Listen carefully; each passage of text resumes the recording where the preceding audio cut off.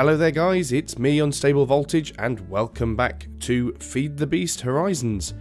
Nice that I managed to get another video done before Christmas, before I start to get busy, so I thought I'd put another one out. Quick thing I'd like to mention, it has been pointed out since my last video that I am an idiot. Most of you already knew that. If you watched the last video, and I'm going to go back in because there's a creeper over there giving me evils, I was having some trouble with my not enough items mod. I was typing in and searching for things like, for example, bed, and nothing was coming up. As you can see now, if I type in bed, I get 3 rows of items. The reason for this is because before I searched for anything, I'd actually scrolled down a couple of pages, and then when I typed in bed, because there's only 1 page of items, I'm actually on page 3 of 1, and it looks like there's no items there, but if I go back to page 1, you can actually see everything. I'm such an idiot because I've encountered this problem before, I knew it existed and still completely forgot about it. So thanks for all of you guys that pointed that out. Felt like such an idiot once I read the comments and realised what I'd done, but hopefully now that's not going to be too much of a problem for me again. So, what are we going to do? Well, I've had a lot of people asking me to consider covering RotaryCraft. Now, that does seem like it is one of the main mods in this mod pack, so I figured it's probably one of the best things to have a look at. Now, I had a little look online. There's the hole that the creeper conveniently made for us in the last video. I had a bit of a look online, and to be honest, there isn't an awful lot of information anywhere about RotaryCraft, or indeed quite a lot of the mods that are in the Horizons mod pack. So we're pretty much going to have to work from scratch. So I was having a little bit of a look through the not enough items list, and I was trying to think, how do new players who have no experience with a mod pack sort of learn where to start? What's the first thing to do? How do you learn the ropes? Well, Not Enough Items is brilliant for this, because all of these mods now, if you actually look, whenever I mouse over an item, it says here Minecraft, because these items are vanilla Minecraft. If I mouse over these, Advanced Genetics. These things here are from RotaryCraft. So it will actually tell you what mod they're actually from. So what I actually did is I typed in Rotary for RotaryCraft. So it basically brought up all of the RotaryCraft items. I then had a look through them, tried to see if I could find something interesting. I thought, well, what items in here look like you should build first? And I went through a few of the things, and when I checked on some of them, they all pretty much say they require a work table to build. Well, I figured that makes sense, because in most of these mods, they have some sort of bespoke crafting table. So, okay, let's have a look at the workbench, or sorry, the work table, which was my next sort of clue.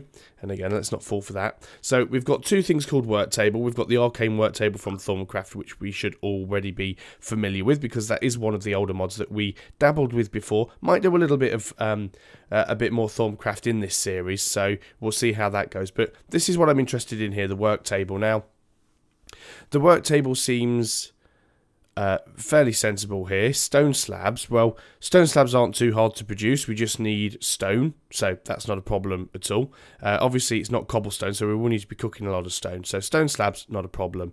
Crafting table, again, not a problem. Now, the only thing that I do find a little bit strange here is that doesn't look like it's a normal crafting table, because it says it's the Exact mod. And if I click on that, it should just be a normal crafting table, because it's just made from normal planks of wood. So I'm not too sure why it's coming up with that. Redstone, easy enough to get. Bricks, obviously we need clay to make clay bricks. I'll have to spawn some clay in or go and fetch some, because I don't have any. And the only sort of item there that's a little bit weird is this HSLA steel ingot, which is a RotaryCraft specific steel ingot.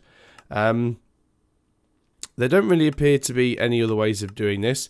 Apparently I can make a work table within a work table. Because I'm assuming that a work table doubles as a crafting bench as well. So anything you can do in a standard crafting table, you can also do as a in a work table. So we need these steel ingots. And to get these, there are 3 different ways we can do it. A steel block, which is made by putting 9 steel ingots together in the first place, so we can't do that. We've got this pulse jet furnace, which is interesting as it looks. it looks complicated. So that's the one I want to avoid for the time being. But then we have this option, the blast furnace, which takes 9 iron ingots. Now, I'm not sure whether this means it takes coal or gunpowder, or whether it requires coal and gunpowder. But this looks like the most obvious one to build. So I figured, okay, blast furnace. It already sounds like it's starting to get complicated, because we've built blast furnaces before in different mods. But the blast furnace doesn't appear too bad. There's only one blast furnace here now in this mod pack, and that is the RotaryCraft one. And in order to build it, we need 8 stone bricks and a piece of redstone. Well, stone bricks isn't too bad. We just need stone, basically, in order to do that. What I'm going to do, actually, again, a little bit cheaty, but, you know, don't want to be here all day. I'm going to spawn in some stone, and then let's actually get back to my normal inventory. I'm just going to spawn in some stone. That'll save us having to smelt it. I'm also going to spawn in some clay, because, oh, if I could type it'd help. That will save me then just having to go off and farm the clay. So we do have clay, we do have stone. So the first thing we want to do is build our blast furnace. So let's have a quick look at that again, because this infection is still riddling my brain and it's not working properly. So 4 blocks of stone make 4 stone bricks, and we're going to need 8. So over to the crafting bench, and that should be enough because we've now got 8 of those. I do have some redstone in here. I spawned in a few bits and pieces that I figured I'd probably be using throughout the course of these videos anyway. So there we go. So we've got our 8 stone bricks and 1 piece of redstone in the middle, and that gives us our blast furnace. Probably should put it outside. There's going to be a point here where I actually have to knock down some more of these trees because we don't actually have an awful lot of space. Not playing in creative mode at the moment.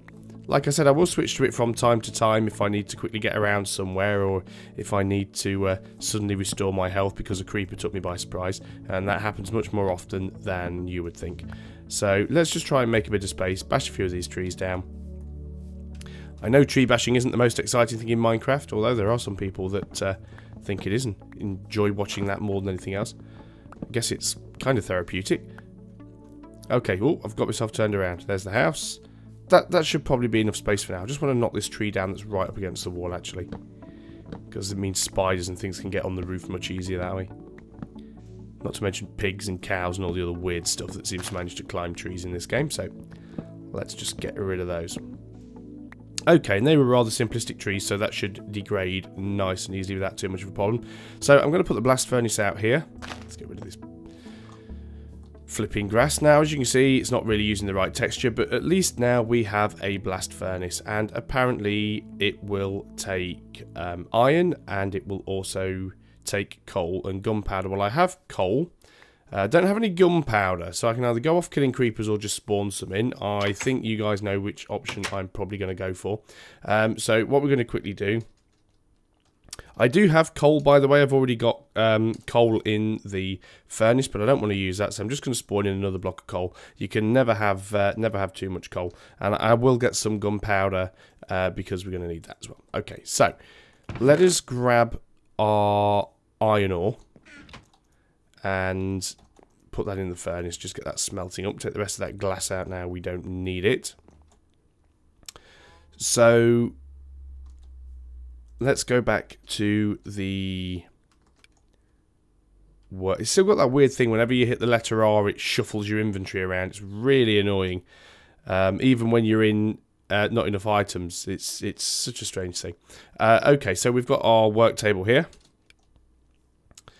And what was it we required? So it is 9 iron ingots. So let's wait until we get 9.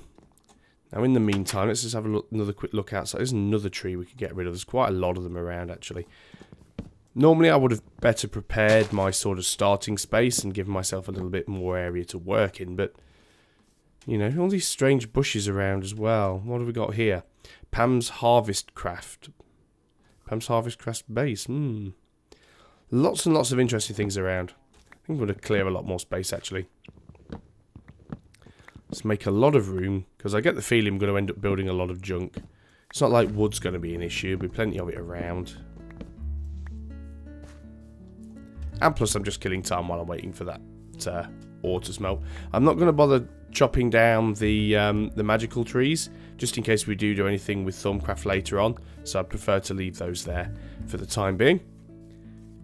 Okay, we should have... should have 9 ingots, literally just. Okay, we've got 9 ingots, and we get a little bit of XP for doing that as well. Brilliant. Okay, so over to the blast furnace. I'm just quickly going to set it to daylight just so you guys can see what I'm doing, which is another thing why I actually hate doing videos where I'm just mining all the time, because they're so dark.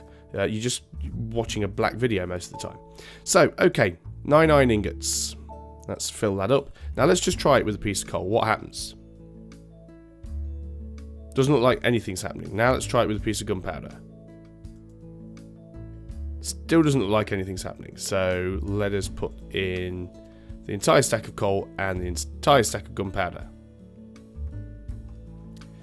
Yet still nothing happens. So do we need power? Ah, there we go. We actually have a handy little button that tells us what the blast furnace does.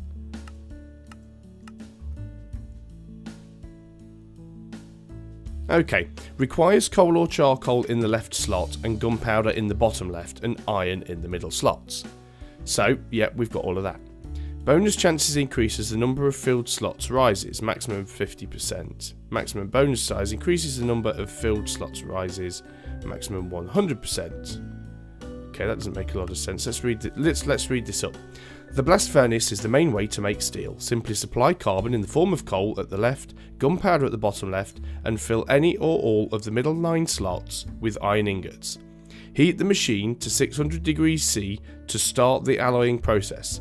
The machine will operate more efficiently with more slots full of iron, and you will give higher bonuses, up to a 49% chance of a bonus with a size of up to 100%, with 11% chance. Note that the coal is not fuel, an external heat source is required. So that on its own is no good to us.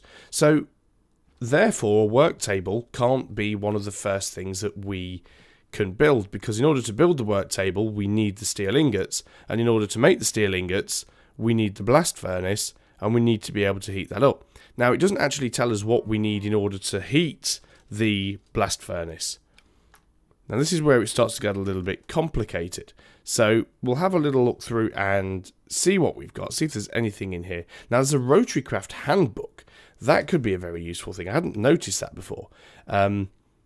6 pieces of paper, 2 bits of redstone and an iron ingot. Well, that we can certainly manage. I haven't got any paper here then. That's the only problem. So guess what? We're going to ninja spawn some paper in. So once again, apologies if I'm still a little bit croaky, but I'm not quite recovered yet. But I definitely wanted to get another one of these videos out before Christmas, because I actually find this mod quite exciting. I'm really, really looking forward to learning what I'm doing with it. So, okay, I think it was 1 redstone in the top middle, an iron in the corners, and was all the rest of it paper? No, did I screw that up? Or is this going to be one of those things that I have to build in a work table, and therefore it's completely pointless and you see me? Yeah, oh, it's 1 iron and 2 redstone. There we go.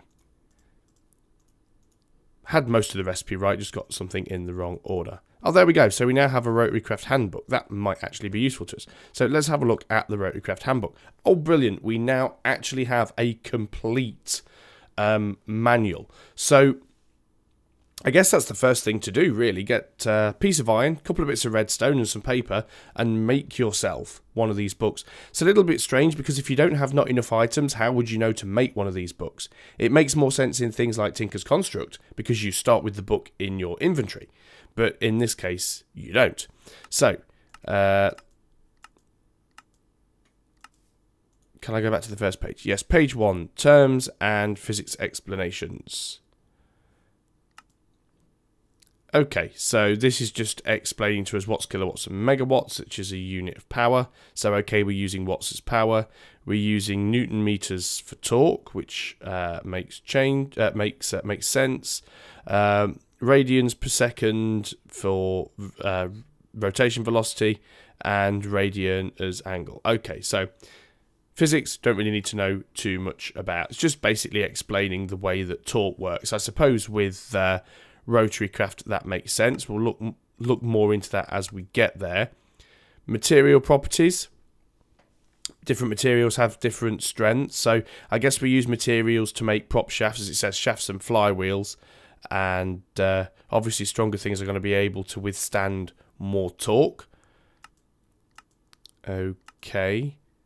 Shaft load limits. These are the load limits for the shafts. Exceeding these will result in a breakage. So yeah, so it's measured in Newton meters at various rates. So you have a maximum torque at a maximum speed, and if you go beyond that, you'll snap the shaft, which is just like the way real prop shafts work. Also for flywheels as well. Flywheels not really affected by torque, but can only spin at a certain speed before they will basically fall apart. Shaft power behaves completely differently than electrical, pneumatic, or other traditional kinds of power. For example, shaft power is the true power, not energy, and as such does not build up. In machines or shafts with no output, it must be used immediately upon its creation. Furthermore, the load on a shaft has no effect on its power consumption. A disconnected shaft still draws any and all power given to it, but simply wastes it. This is unlike a wire where disconnecting outputs would redirect that power into the remaining outputs. Okay, also makes sense. Not all machines are created. I've just noticed as well, some of these things actually have multiple pages, don't they? But there we go. Not all the machines are created equal. Some are much more difficult to operate than others. A good metric for the relative position of a machine in the tech tree is the power requirement. If applicable, there are exceptions to the rule, and of course, different playstyles can mean different paths to take, but it's generally recommended to be aware of this hierarchy. Also note that a zero minimum only means that there is no minimum cutoff and that the effects of increased power are more complex. Important note, so page 3, engines. Have I missed something? Okay, so it's like, okay, power supply. We're starting to get somewhere now. So what have we got here? Important notes. Some important information operating some machines and some essential tools. Okay, power supply. DC electric engine. There we go. Now, now see, that requires the HSLA steel ingot. Obviously, we can't build those yet because we need the blast furnace in order to be able to do that. So we need some way of producing power. So electric engine, wind turbine, steam engine, gasoline engines. Quite a lot of different engines we can do there. Microturbines, gas turbines, and solar power. Power transfer, so we've got shafts and gearboxes, flywheels, worm gears, industrial coils. There's a lot of stuff here. Production machines, the blast furnace. Well, we've already read a little bit about this. And we know it requires heat, but we don't know how. Work table is the crafting grid on which all machines must be crafted with the exception of the blast furnace and the work table itself. Okay, that's interesting. So it's basically telling us that the first two things we can build are the work table and the blast furnace. But in order to build the work table, we need these steel ingots. In order to make these steel ingots, we need to get the blast furnace working. Okay, we can use it as an ordinary crafting table. To actually craft the products, give it a redstone signal or click the item in the right hand side. The workbench is used to recharge spring powered tools. Simply put a new spring in the tool on the left slot and take the products from the right. Unlike a crafting table, the workbench stores its contents. Okay, so what else do we have? Fermenter, fractional unit, bedrock breaker, a boring machine, and a pump. Obsidian factory, pneumatic engine, steam turbine, rock melter, electric motor, dew point aggregator, and a fuel-powered engine. Processing machines, grinders, extractors, pulse jet furnace. So I guess we could have built a pulse jet furnace to make the iron, but I mean, look at that. It requires obsidian, requires a compressor, a combustor liquid pipes. That's quite complicated. A compactor, a steel purifier, a fuel enhancer, a magnetizing unit, a friction heater. Ah. You see, once again, the friction heater is a tool used to warm up a standard furnace without fuel. Higher torques and speeds mean higher temperatures. But again, this requires to be able to build the HSLA steel ingots, which we currently can't do. Air compressor, friction boiler. Friction boiler uses a shaft power to heat water pumped into it. Can't really do that at the moment. Electric generator. Machine is currently unavailable. Machine depends on another mod. Lava smeltery. Lava smeltery can smelt up to 18 items at a time. However, to do this, the tanks must be full of lava. It must be at least 400 degrees. It also requires a power shaft. Farming machines. Wow, there's quite a lot of stuff on here to go through. Mob harvesters, fertilizers, accessory machines, hoses, liquid pipes, a lubricant hose, liquid pipes, fuel lines, valve pipes and bypass pipes, separation pipes, suction pipes, heater. Okay, tired of blowing up your compactors and other machines by overheating them. Placed below a machine, it will warm up to a temperature near its own. The heater will consume only the fuel that the standard furnace can, with stronger fuels providing more heat up to 800 degrees from one lava bucket. So maybe that's what we need. But again, it requires these HSLA steel ingots. And from what I've been able to see, the only way to make these is using the furnace.